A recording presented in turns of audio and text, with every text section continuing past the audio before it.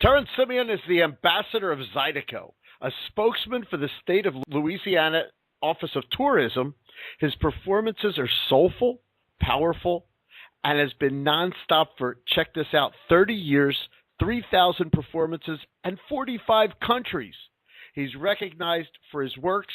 Terrence Simien and the Zydeco Experience received a Grammy for Best Zydeco or Cajun CD and countless other awards.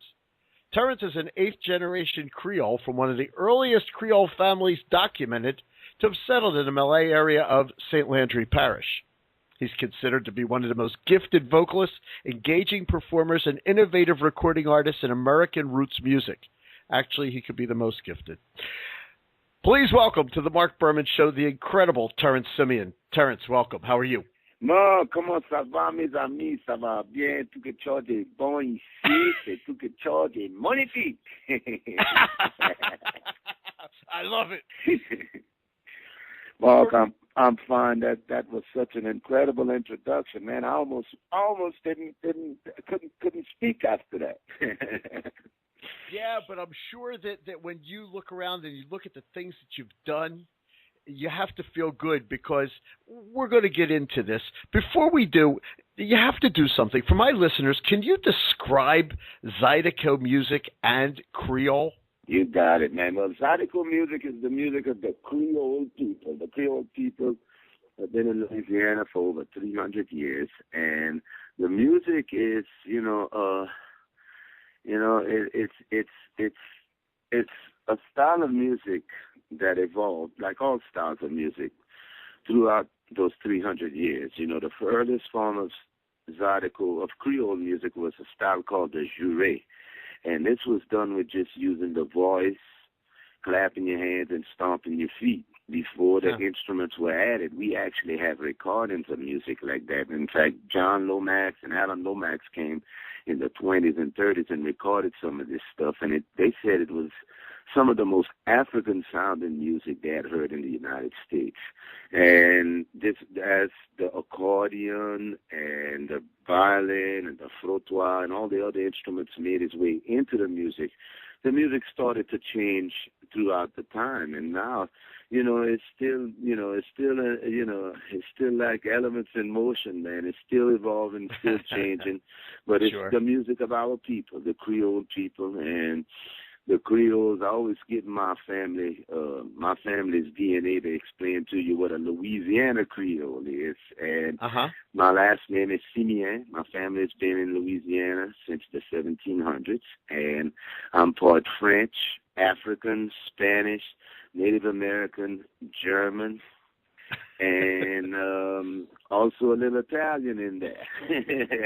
Wow. But it's a combination of all these cultures that came together in Louisiana, and made families and started a whole new thing, man. And the music is influenced by all these different cultures in Louisiana. All these different cultures from around the world that came together in Louisiana. So if somebody is looking for an introduction to Zydeco music, now I would recommend your CD, Live Worldwide, because I think that gives a great taste, and you also got a Grammy for that. But is that what you would say, or is there some other way to give people an introduction? You know what? I would say I would start with Clifton Chenier first.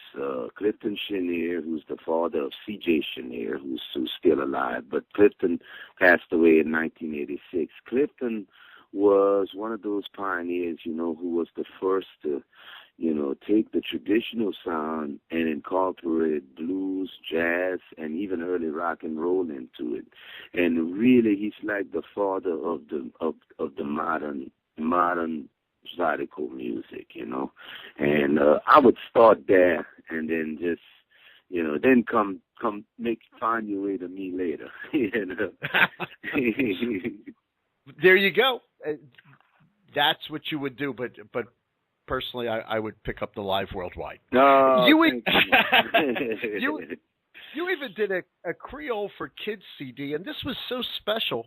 Carnegie Hall sent you and your band to Mali, West Africa, in a cultural exchange. How did the kids react to this? The kids loved it, you know. I mean, Mali is it's the mecca for music. I mean, we heard the most incredible music in Mali while we were there. I mean, everybody there, you know, from the street musician to the to just the person singing in the audience while the band is playing. Everybody there have these incredible voices, and music is everywhere. You know, it's in the sand over there, man. It's everywhere. You know, and it was such an amazing experience for us by us being able to hear this music and making the connection. You know, a lot of the people who came from Africa to Louisiana came from the Mali, Senegal area, and you know, even on our Creole flag, we had the colors of Mali. So it was really a connection, you know, and the kids really enjoyed it, and we did a couple of concerts for just you know, regular concerts for the adults and for all ages, and you know, that went over well too. Now, growing up, and you know, Jamaica is the same way. It's not cities and towns; it's parishes. You grew up in St. Landry Parish. That's right. In Louisiana. So, in St. Landry Parish, where did it begin musically for you? You had to have something that brought this to you. Was it family influence? Was it somebody you heard on the radio? Somebody you saw on TV? Where did it begin for you? And why did you pick up the accordion? Well, you know, my first musical experience began in our church. You know, I grew up Catholic, and we used to have a lot of singing. You know, a lot of all the old traditional hymns. You know, nothing too, you know, rock and roll. You know, you know, right. It was more like almost like folk music, styles of hymns, and you know, I grew up singing that along with the congregation, and that would be where my first musical, you know, experience came from. And as far as our traditional music, our Zydeco music was always, you know, something that we had all around us. You know, that was the area where I grew up. There's a lot of musicians in the neighborhood, and you know, people used to just get together and have these little gatherings and play music. And you know, we had a fundraiser. We had an annual fundraiser at our church where we'd have once a month they would give a benefit dance, a Zydeco dance to raise money for the church, you know, and so that was something everybody in the community would attend. So that's how it was growing up for me. And then I picked up the trumpet in school. Oh. And I played the trumpet for, you know, all through school, and got, you know, taught how to play music like that, you know, and then picked up the accordion at 13, taught myself, and started a band, and we still going. Yes, you are. 3,000 performances later, man. You mentioned the trumpet. So many have come out of New Orleans. A friend of mine who has passed, but Sam Butera was a New Orleans musician. He worked with Louis Prima. What do you look at as the state of Louisiana now? Because with everything that's happened in New Orleans and the state itself, it is it's a music culture, it's a food culture. But what's the state of Louisiana right now?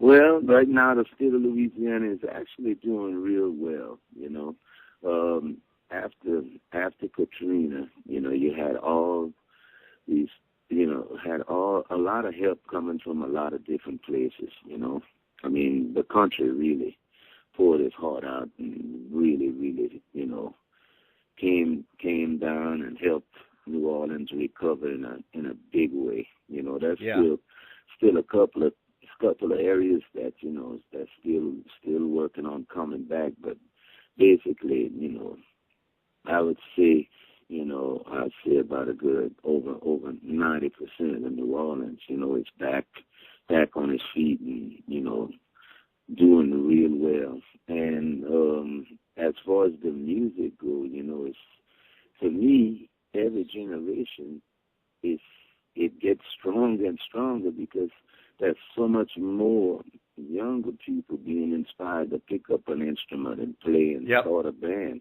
I mean, there's more and more each year, and it's looking good. You know, it's looking good. Everything's still intact, and you know, Louisiana is and you know, there's more and more festivals and events going on there now than ever before. So everything's looking good in Louisiana. Of course, and Mardi Gras and hurricanes. Oh, yeah.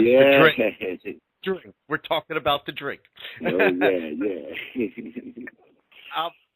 You know, there's nothing better. Hey, listen, what's your favorite food? And look, I know this is going to be a yes, but do you cook? Of course you do.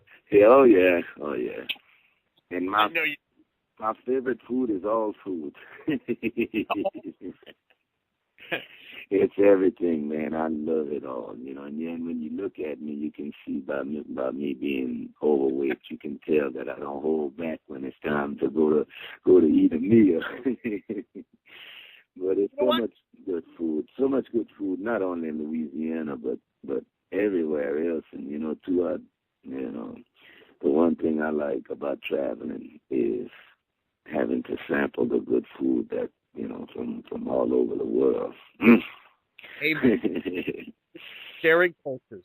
Hey, look, you were the first Zydeco artist to perform in Cuba. I mean, this music and your culture and your music has taken you to crazy places, man. So you're the first Zydeco artist to perform in Cuba for the U.S. State Department. What did you think of Cuba?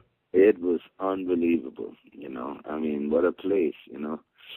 It was kind of like an emotional roller coaster because at one time, you know,